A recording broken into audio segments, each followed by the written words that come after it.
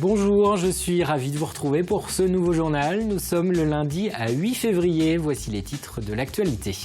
Le littoral vendéen placé en vigilance orange par Météo France. Une alerte vague submersion en raison du vent, de la mer agitée et des forts coefficients de marée. Les services de l'État sont mobilisés et à Saint-Hilaire-de-Riez, des travaux étaient encore en cours quelques heures avant la marée haute pour protéger au maximum la commune. Reportage au début de cette édition. La maison départementale des associations saluée par l'État, elle vient d'obtenir l'agrément Centre de ressources et d'information des bénévoles. Une récompense pour ses actions de conseil et d'accompagnement vers les associations vendéennes. Et puis le Zoo des Sables lance sa saison, le site vient de rouvrir au public. L'occasion de faire le point sur les nouveautés du parc et sur les naissances enregistrées pendant cet hiver. Kirina et Rusika, ce sont les noms des deux dépressions qui viennent de traverser la Manche d'ouest en est des îles britanniques au Danemark. Ce sont elles qui sont responsables de la météo agitée de ce week-end et de ce début de semaine. Le littoral vendéen a été placé ce lundi en alerte orange submersion. Des vagues de près de 5 mètres ont été enregistrées ces dernières heures. On prend tout de suite la direction du château d'Olonne, à proximité du Puy d'Enfer. On retrouve sur place Élodie Pépin avec Apolline Laurent. Oui, alors Samuel, même si le vent ici est un peu tombé, eh bien c'est surtout ce phénomène de vent couplé à la marée haute qui provoque évidemment de grosses vagues. Et il y a quelques promeneurs qui, malgré les précautions d'usage, eh bien sont venus admirer le paysage. Pourtant, il faut le rappeler, la vigilance est de mise. Juste à côté de moi, par exemple, eh bien une route est barrée, une route pour risque inondation. La circulation est donc fermée. Et vous le voyez évidemment, encore des promeneurs venus admirer le spectacle. Rappelons tout de même que notre département est placé en vigilance orange, une vigilance vague submersion qui devrait être maintenue encore jusqu'à demain, soit mardi, avec des vagues attendues avec des creux de 5 mètres. Merci Élodie. Et depuis ce dimanche, les communes de la côte vendéenne se sont préparées à cette tempête hivernale.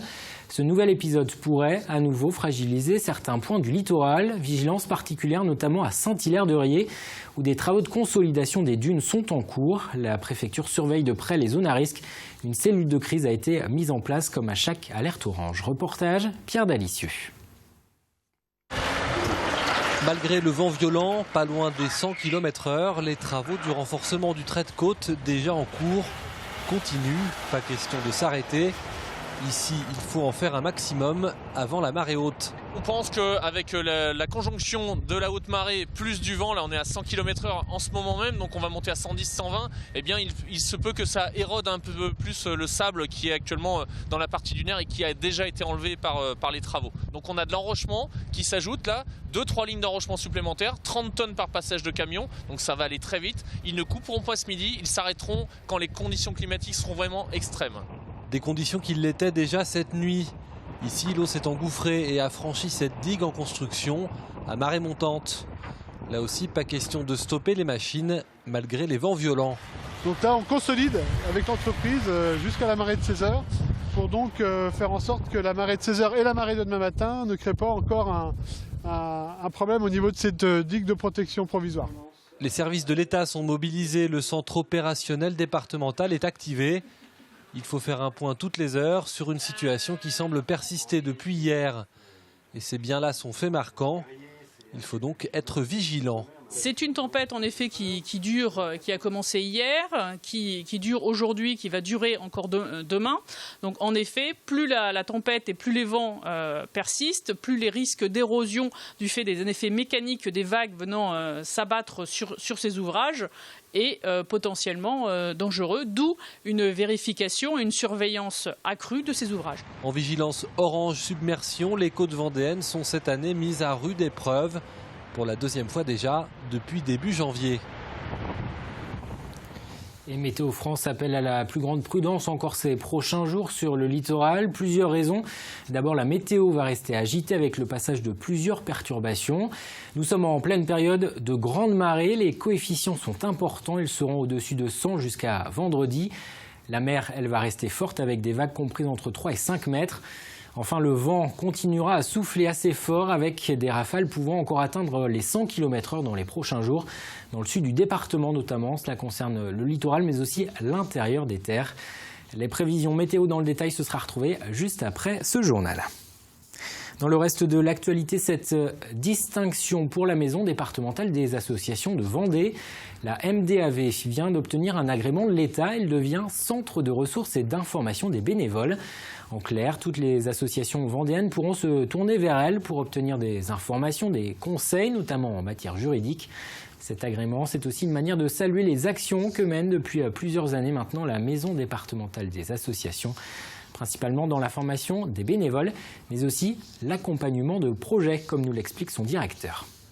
Le soutien aux projets des bénévoles, c'est-à-dire comment les aider à faire vivre leurs projets concrètement, pas uniquement d'un point de vue financier, mais effectivement comment on peut aller chercher les partenariats d'entreprise, entre autres par exemple par le mécénat ou par le partenariat de compétences. Donc nous sommes effectivement, spécialisés aussi dans ce domaine-là pour accompagner les associations et les bénévoles sur leurs projets. Et sachez que la Vendée compte près de 12 000 associations. Il s'en crée chaque année près de 600. Elle regroupe au total près de 120 000 bénévoles. On ouvre une page sport à présent avec les résultats des rencontres de ce week-end. En national, 2 matchs nuls pour les footballeurs vendéens. De leur côté, les hockeyeurs de La Roche-sur-Yon peuvent encore croire au maintien. Ils se sont imposés à domicile, tout comme les basketteuses lyonnaises qui ont battu le leader. On voit tout ça en images, résumé signé Élodie Pépin. Quelques frayeurs, un carton rouge dès la 21e minute, mais surtout une défense solide.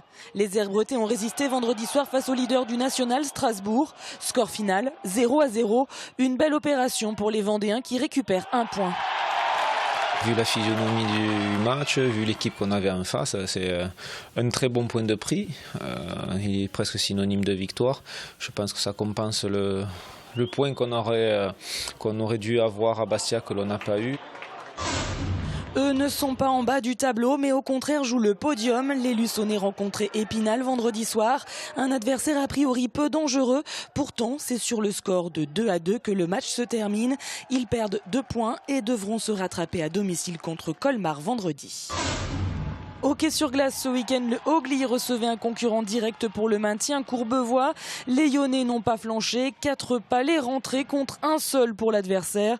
Les Vendéens remportent 3 points mais pointent toujours à la 13e place. Ça nous aide un petit peu à respirer, on va dire, mais il faut continuer un petit peu. Prochain match pour le Ogli face à Toulouse le 13 février. Et on termine sur du basket, Ligue 2 féminine, avec la belle performance des Lyonnaises à domicile.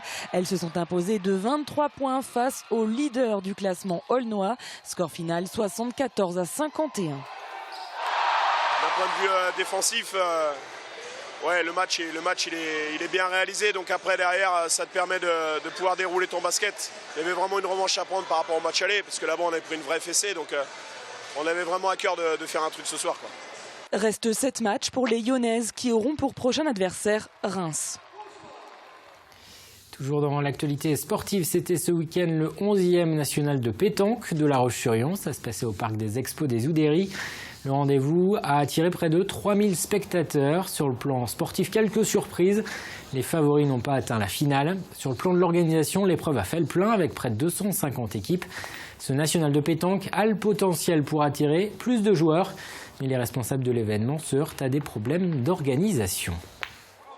On a 256 équipes par jour. On pourrait en accueillir peut-être pas le double, mais une bonne centaine supplémentaires. Malheureusement, on est gêné par la dimension qu'il nous faudrait en terrain supplémentaire. Je pense qu'on va rester comme on est. Et on est très bien suivi de plus en plus par des partenaires et ça accroche bien. Et puis en équitation, la société hippique lyonnaise organisait ce week-end la finale de la Winter Jump, un concours de saut d'obstacles qui compte 5 étapes. La première a eu lieu en octobre, la dernière c'était donc ce dimanche au Terre Noire. Cette compétition a attiré en moyenne une centaine de cavaliers à chaque rendez-vous. Je vous propose d'écouter le président de la société hippique lyonnaise. C'est des épreuves qui concernent à peu près tous les cavaliers, plutôt sur des niveaux débutants à confirmer, avec l'intérêt notamment que ces épreuves concernent tout type d'âge ou tout type de sexe, à savoir qu'on a des enfants qui peuvent commencer à partir de 6-7 ans, jusqu'à des adultes jusqu'à 40, 50, 60 ans. Ils concernent uniquement les cavaliers vendéens parce que c'est une épreuve qui est plutôt locale en termes d'emprise, à savoir qu'il y a 5, 6, 7 clubs qui participent à chaque fois de Vendée. Partons maintenant pour les Sables d'Olonne avec une idée de sortie en famille. Les vacances scolaires ont débuté ce week-end pour les jeunes Vendéens et tous les élèves de la zone B.